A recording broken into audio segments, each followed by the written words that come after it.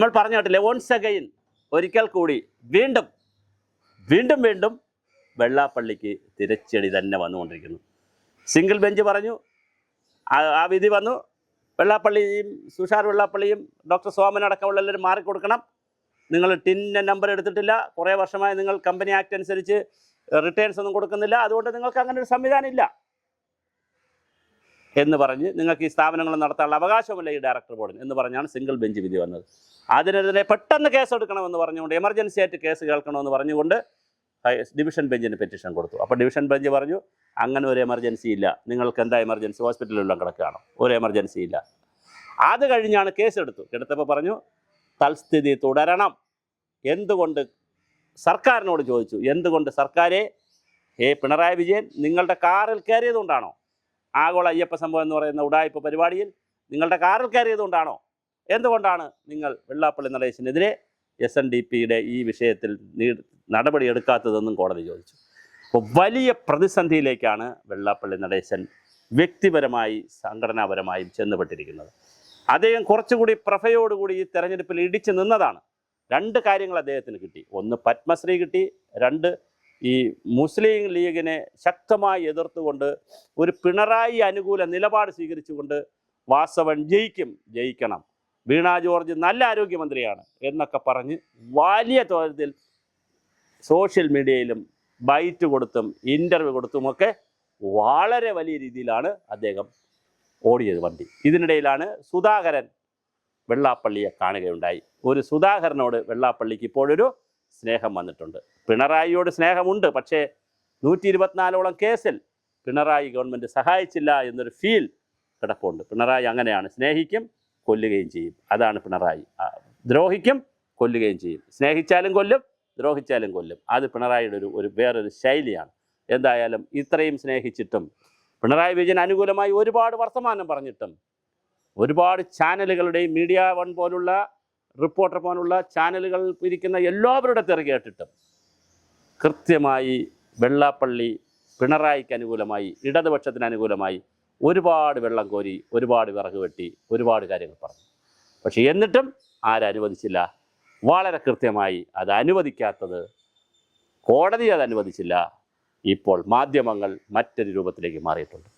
ഒരുപക്ഷെ വെള്ളാപ്പള്ളിയുടെ ജീവിതത്തിൽ ഒരു തിരഞ്ഞെടുപ്പിൻ്റെ അന്തരാളഘട്ടത്തിൽ നിൽക്കുമ്പോൾ ഒരു നിലപാട് പറയാൻ പോലും കഴിയാത്ത രീതിയിലേക്ക് കാര്യങ്ങൾ മാറിക്കൊണ്ടിരിക്കുന്നു. 18 സ്ഥാനാർത്ഥികളെ ലിസ്റ്റ് വർക്കലയിലെ സച്ചിദാനന്ദൻ സ്വാമി അവർകൾ, അവിടുത്തെ ഭാരവാഹിയായിട്ടുള്ള സച്ചിദാനന്ദൻ സ്വാമി അവർകൾ കോൺഗ്രസ്സിന് കൊടുത്തുവെന്നും അതിൽ നമ്മുടെ ചാത്തന്നൂരടക്കമുള്ള വർക്കല ഉൾപ്പെടെയുള്ള, അതുപോലെ തന്നെ കഴക്കൂട്ടം ഉൾപ്പെടെയുള്ള മണ്ഡലങ്ങളിൽ കൃത്യമായി ഈഴവ കാൻഡിഡേറ്റിന് കൊടുക്കണമെന്നും അടൂർ പ്രകാശിനും സുധാകരനും സീറ്റ് കൊടുക്കണമെന്നൊക്കെ എഴുതി കൊടുത്തെങ്കിലും അടൂർ പ്രകാശിന് സീറ്റില്ല, സുധാകരനും സീറ്റില്ല. അതുപോലെ കൊടിക്കുന്നിൽ സുരേഷിനെ KPCC പ്രസിഡന്റിന് ചുമതല കൊടുക്കണമെന്ന് പറഞ്ഞെങ്കിലും അത് നടന്നില്ല. ബെന്നി ബെഹനാനാണ് ചുമതല. സണ്ണി വക്കീൽ മത്സരിക്കുന്നത് കൊണ്ട് ബെന്നി ബെഹനാനാണ് ചുമതല കൊടുത്തിരിക്കുന്നത്. അതേസമയം വളരെ കൃത്യമായി ശരത്ചന്ദ്ര പ്രസാദിന് കഴക്കൂട്ടത്ത് കൊടുത്തു. ചാത്തന്നൂരിൽ സൂരജ് രവി, തോപ്പിൽ രവിയുടെ മകൻ സൂരജ് രവിക്ക് കൊടുത്തു. അങ്ങനെ അത്യാവശ്യം കുറേ ഒരു പാക്കേജ് ഉണ്ടാക്കാൻ, ഈഴവർക്ക് കൂടി മുൻതൂക്കം കൊടുക്കുന്ന ഒരു പാക്കേജ് ഉണ്ടാക്കാൻ കോൺഗ്രസ് ശ്രമിച്ചിട്ടുണ്ട്. അത് വേറൊരു കാര്യമാണ്. ഇതിലൊന്നും പക്ഷേ വെള്ളാപ്പള്ളി നടേശന് വിലപേശാൻ കഴിയാതെ പോയത് കോൺഗ്രസ്സുകാരോടോ കമ്മ്യൂണിസ്റ്റുകാരോടോ BJPക്കാരോടോ വിലപേശി പരമാവധി ഈഴവ സമുദായത്തിൽപ്പെട്ടവരെയും അല്ലെങ്കിൽ വെള്ളാപ്പള്ളി നടേശന് ഇഷ്ടമുള്ളവരെയും ഓരോ പാർട്ടികളിലും 3 പാർട്ടികളിലും കയറ്റുവാനുള്ള ഒരു സമ്മർദ്ദ ഗ്രൂപ്പായി നിൽക്കാനുള്ള ഒരു പ്രഷർ ടാറ്റിക്സ് എടുക്കാൻ വെള്ളാപ്പള്ളിക്ക് കഴിഞ്ഞില്ല എന്നുള്ളത് കോടതി വിധിയാണ് അതിൻ്റെ പ്രധാന കാരണം. അല്ലെങ്കിൽ പത്മശ്രീ പുരസ്കാരങ്ങളെല്ലാം കിട്ടി വളരെ വലിയ ഒരു നേതാവായി ശതാഭിഷേകമൊക്കെ കഴിഞ്ഞ് കേരളത്തിൽ ഇങ്ങനെ നിറഞ്ഞു നിന്ന സമയത്താണ് ഒരു ഇടുത്തി പോലെ കോടതികൾ അദ്ദേഹത്തെ പിറകെ വേട്ടയാടുന്നത്. എന്തായാലും വളരെ രസകരമാണ്. 3ാമത്തെ വിധിയും അദ്ദേഹത്തിന് എതിരാണ്. സിംഗിൾ ബെഞ്ചിൻ്റെ വിധി എതിരാണ്. അതിനെതിരെ ഡിവിഷൻ ബെഞ്ചിൽ പോയപ്പോൾ അവർ തൽക്കാലം കേസെടുത്തില്ല. പിന്നെ കേസെടുത്തപ്പോൾ പറഞ്ഞു പറ്റില്ല, ഈ സ്ഥിതി തന്നെ തുടരട്ടെ, കേസ് സമ്പൂർണ്ണമായി കേട്ടതിന് ശേഷം നമുക്ക് വിധി പറയാം എന്ന് പറഞ്ഞ് എന്തുകൊണ്ട് സർക്കാർ അഡ്മിനിസ്ട്രേറ്ററെ വയ്ക്കുന്നില്ല എന്നൊരു ചോദ്യവും ചോദിച്ചു. അങ്ങനെ കമ്പനി ആക്ട് അനുസരിച്ച് കമ്പനി ആക്ടിൽ പ്രവർത്തിക്കേണ്ട രജിസ്ട്രാർ പുതിയ കമ്മിറ്റി വയ്ക്കണം എന്ന് വരെ പറഞ്ഞു. അങ്ങനെ വയ്ക്കുകയാണെങ്കിൽ വെള്ളാപ്പള്ളി നടേശന് ജീവിച്ചിരിക്കുമ്പോൾ തന്നെ അദ്ദേഹത്തിൻ്റെ അധികാരവും ചെങ്കോലും നഷ്ടപ്പെടുന്നൊരു കാഴ്ചയും ഈ തെരഞ്ഞെടുപ്പിൻ്റെ മധ്യത്തിൽ നമ്മൾ കാണേണ്ടി വരും. എന്തായാലും സർക്കാർ ഒരു നടപടി എടുത്തിട്ടില്ല, പക്ഷേ നടപടി എടുക്കേണ്ടി വരും, അല്ലെങ്കിൽ അത് കോർട്ടലക്ഷ്യത്തിലേക്ക് പോകാനുള്ള സാധ്യതയുണ്ട്. അപ്പോൾ തീർച്ചയായിട്ടും വെള്ളാപ്പള്ളി നടേശൻ്റെ തൽക്കാലത്തെ സാമുദായിക ഭാവി വലിയൊരു ചോദ്യചിഹ്നമായി നിൽക്കുകയാണ്. കോടതി വീണ്ടും വെള്ളാപ്പള്ളിയെ പ്രഹരം ഏൽപ്പിച്ചിരിക്കുകയാണ്. തീർച്ചയായിട്ടും വളരെ വലിയ ഒരു ചെകുത്താനും കടലിനുമിടയിൽ നിന്നുള്ള ഒരവസ്ഥയിലേക്ക് എത്തി. നിങ്ങൾ ആലോചിച്ച് നോക്കൂ, അങ്ങനെ അല്ലായിരുന്നുവെങ്കിൽ ഒരുപക്ഷെ ഈ മുസ്ലിം ലീഗുമായിട്ടുള്ള തർക്കങ്ങളും ആവശ്യമില്ലാതെ ഒരുപാട് അങ്ങ് ഓവറായി പറഞ്ഞ് മീഡിയകളിലൊക്കെ വലിയ ഒരു വിദ്വേഷവും കൂടി ഹൈപ്പുണ്ട്, അതുപോലൊരു വിദ്വേഷം കൂടി ഉണ്ടാക്കാതിരുന്നെങ്കിൽ ഈ തെരഞ്ഞെടുപ്പിൻ്റെ സ്റ്റാർ ക്യാമ്പയിനറായി തിളങ്ങുന്ന താരമായി നിൽക്കേണ്ടിയിരുന്ന ഒരാളാണ് വെള്ളാപ്പള്ളി നടേശൻ. അതേപോലെ സ്റ്റാറാണ് സുകുമാരൻ നായർ. പക്ഷേ സുകുമാരൻ നായർ വല്ലപ്പോഴേ വാതുറക്കത്തുള്ളൂ. അയാൾ അവസാനം ഒരു ഡയലോഗ് അടിക്കും, ശരി ദൂരം പോയിട്ട് സമദൂരം, പിന്നെ അല്ലെങ്കിൽ പറയും സമദൂരം പോയിട്ട് പ്രശ്നാധിഷ്ഠിത ദൂരം. എന്തായാലും അദ്ദേഹത്തിന് ദൂരമുണ്ട്, അടുത്ത് അദ്ദേഹം പോകില്ല, ആരുടെ അടുത്ത് പോകില്ല. ഒന്നുകിൽ സമദൂരം, അല്ലെങ്കിൽ ശരി ദൂരം, അല്ലെങ്കിൽ പ്രശ്നാധിഷ്ഠിത ദൂരം, അല്ലെങ്കിൽ ദൂരാധിഷ്ഠിത ദൂരം. എന്തെങ്കിലും ഒരു ദൂരം അദ്ദേഹത്തിനുണ്ട്. പക്ഷേ എന്തെങ്കിലും അദ്ദേഹം മൊഴിയും അവസാന കാലത്ത്. ഇത് ഈ തെരഞ്ഞെടുപ്പിൻ്റെ അങ്ങ്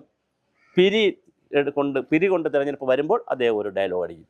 പക്ഷേ ആര് കേൾക്കാൻ? NSSൻ്റെ ആരും അതൊന്നും കേൾക്കാറില്ല. അവർ വോട്ട് ചെയ്യേണ്ടവർക്ക് വോട്ട് ചെയ്യും, BJPക്ക് വോട്ട് ചെയ്യേണ്ടവർ BJPക്ക് ചെയ്യും, കോൺഗ്രസ്സിന് ചെയ്യേണ്ടവർ കോൺഗ്രസ്സിന് ചെയ്യും, ഇടതുപക്ഷത്തിന്. എന്നാലും ഒന്ന് പറയും, അവിടെ നിന്നൊരു ഒരു ഒരു നീട്ട്, ഈ രാജാവിൻ്റെ കാലത്ത് ഇറക്കുന്ന ഒരു പേപ്പറിന് പറയുന്നവരാണ് നീട്ട്, ഉത്തരവിന് പറയുന്നത് ഒരു നീട്ടിറക്കമാണ്, കാര്യമൊന്നുമില്ല. അതേസമയം വെള്ളാപ്പള്ളി നടേശൻ അങ്ങനെയല്ല. കേരളമാകെ സഞ്ചരിച്ച് മീറ്റിങ്ങുകൾ വിളിച്ച്, യോഗങ്ങൾ വിളിച്ച്, സമ്മേളനങ്ങൾ വിളിച്ച് കൃത്യമായി ഒരു രാഷ്ട്രീയമായ പക്ഷപാതിത്വം പറയുന്ന ആളാണ്. പക്ഷേ പിന്നെ സ്ഥാനാർത്ഥികളെ ആരെ തോൽപ്പിക്കണം, ഉദാഹരണം VD സതീശനെ തോൽപ്പിക്കണോ, പച്ചയ്ക്ക് പറയും VD സതീശനെ തോൽപ്പിച്ചേക്കണം. അവിടുത്തെ SNDPക്കാരോടും പറയും VD സതീശനെ ഇനി ജയിപ്പിക്കേണ്ട കാര്യമില്ല, തോൽപ്പിച്ചേക്കണം. അല്ലെങ്കിൽ ഇന്ന ആളുകളെ എണ്ണിപ്പറയും, തോൽപ്പിച്ചേക്കണം, ഇന്ന ആളുകളെ ജയിപ്പിച്ചേക്കണമെന്നൊക്കെ പറയും. അങ്ങനെയൊക്കെ പറയാൻ കഴിയുന്ന അതിശക്തനായ ഒരു സമുദായ നേതാവാണ്, ഒരു സാമൂഹ്യ നേതാവാണ്, രാഷ്ട്രീയ നേതാവാണ് വെള്ളാപ്പള്ളി നടേശൻ. പക്ഷെ അദ്ദേഹം ഇപ്പോൾ തൽക്കാലം പല്ലുകൊഴിഞ്ഞ സിംഹമാണ്.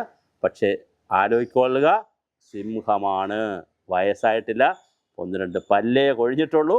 കോടതിയിൽ കേസ് നടക്കുകയാണ്. ഞാൻ രജനീകാന്ത് പറഞ്ഞതുപോലെ ലേറ്റായി വന്നാലും ലേറ്റസ്റ്റായി വരുവേൻ, ഞാൻ വരും എന്ന് പറഞ്ഞ് തന്നെ ശക്തമായി കേസ് പറയുന്നുണ്ട്. നമുക്ക് രണ്ടാം വരവ്, വെള്ളാപ്പള്ളിയുടെ രണ്ടാം വരവിനായി കാത്തിരിക്കാം.